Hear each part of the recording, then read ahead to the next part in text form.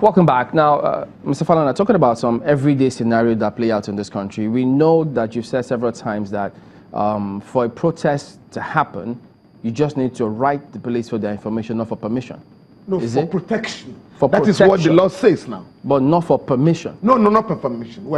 The court has said police permit is illegal and unconstitutional. But we see every day, before you protest, the police will tell you, no, we didn't permit this protest, and as such, you cannot protest. On this occasion, we have made it clear to the police that there's no such law any longer.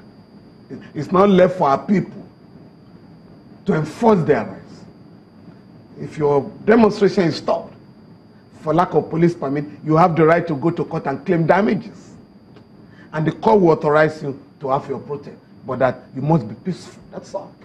Then secondly, because these complaints come to us on a regular basis, people say, look, they are moving on the roads, the police stops them, checks their bags, dips their hands in their pocket, looks at their phones and goes through them. Is that allowed by law? You know, it only happens to the ordinary people. You can't stop a big man on the highway and ask for his phone or his laptop. It's discriminatory. I mean, it's like the Vagrancy Act, law against wandering, was abolished in Nigeria in 1989. Up to today, people are still being accused of wandering.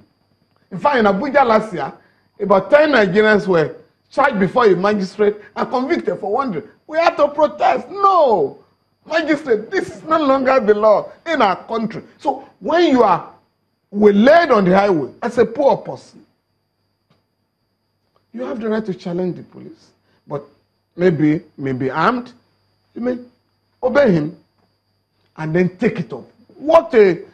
Any of the offices of the human rights organizations or lawyer, and challenge it. And you may also become rich in the process. As the late fella will say, slap me so that I can get some money. I'm going to court. What about when you go to the police station and you're told to write a statement? People take it for granted that, yes, I have to write that statement. What are the circumstances under which you can write that statement? Again, on that statement, on top of it, it is stated there. You are not compelled to make a statement, but whatever you write, whatever you say, may be used in evidence against you. So you have the right to say, I reserve my statement. You cannot be compelled to make a statement. But you know, if you are an ordinary person, and when I say ordinary, you're not going, a normal Nigerian, no, you are not a big man or a woman. If you insist that I won't make a statement, you are going to be beaten up. Again, we now have a law, the Anti-Torture Act of 2017, that has criminalized any form of torture inflicted on a Nigerian, either in the police station or wherever. At the police station, under Section 6 of the Administration of Criminal Justice Act, once a Nigerian is arrested and taken to a police station, the police must, as of necessity, inform the arrested person of his rights or her rights under the law. One of which is,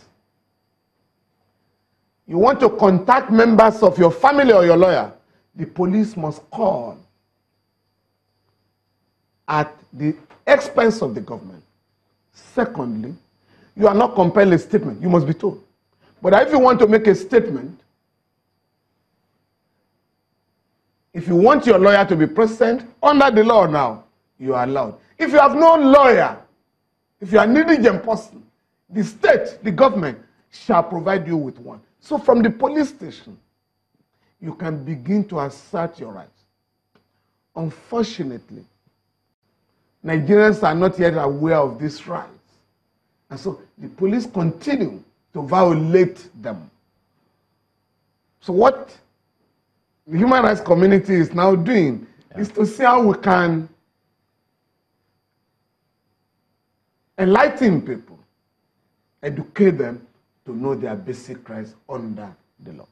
Can the police, for instance, have a situation whereby it obtains from a court a search warrant that's not individualized, but rather maybe localized or regionalized? No, no court will grant such an order in the air. No, a court will not say, go and search everybody in an estate or in a local government. No, it's not possible. So why then? You must show the court, you must convince the court that you want to search, the house of Falana. So it is criminal for the police then to stop and search just anybody on the street? They say it's illegal. It's illegal. It's illegal. Unless there is, the police have gathered intelligence that some people had carried out a robbery or a killing somewhere, and they are about to escape. Of course, that will be reasonable in the circumstance for the police maybe to stop everybody and find out who is involved. But ordinarily, what happens from the complaints we get is that, people are just up on the highway in order to extort money from them. It's not allowed any longer. Wow, interesting. Thank you very much indeed for coming on this morning. Mr. Falana, Senior Advocate of Nigeria, always a pleasure to have you on. Well, back in a moment. Join us again.